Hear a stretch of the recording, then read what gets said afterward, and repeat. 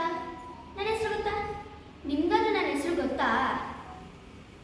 ಅಯ್ಯೋ, ನಾನೊಂಥರ ಹುಚ್ಚಿ. ನಾನು ಯಾರಿಗೂ ನನ್ನ ಹೆಸರನ್ನ ಹೇಳ್ದೆ ಅಂತ ಹೇಳ್ತಾ ಇದ್ದೀನಿ. ನನ್ನ ಹೆಸರು ಹುಚ್ಚಿ ಅಂತ. ನನಗೆ ಅಪ್ಪ ಅಮ್ಮ ಯಾರೂ ಇಲ್ಲ. ಅವರು ಸತ್ತೋದ್ರು ಅಂದ್ಬಿಟ್ಲನೋ ಹಿಂಗೆ ಹುಚ್ಚಿಯಾಗಿದ್ದೀನಂತೆ. ನನಗೆ ಯಾರ್ಯಾರೋ ಹೇಳ್ತಿದ್ರು.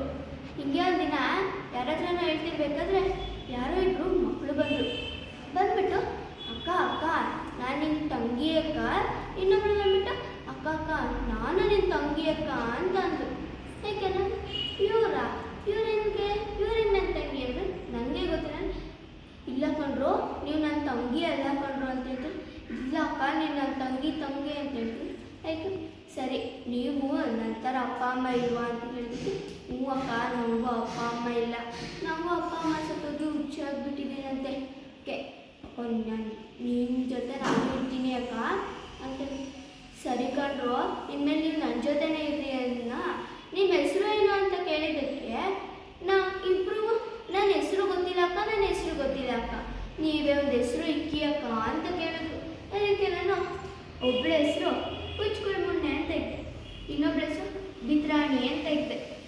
ಅವರಿಬ್ಬರು ನನ್ನ ಜೊತೆನೇ ಯಾವಾಗೂ ಇರ್ತಿದ್ರು. ಈ ಡೈಲಾಗ್ ಬರ್ತಿರೋದು ನಾನೇ.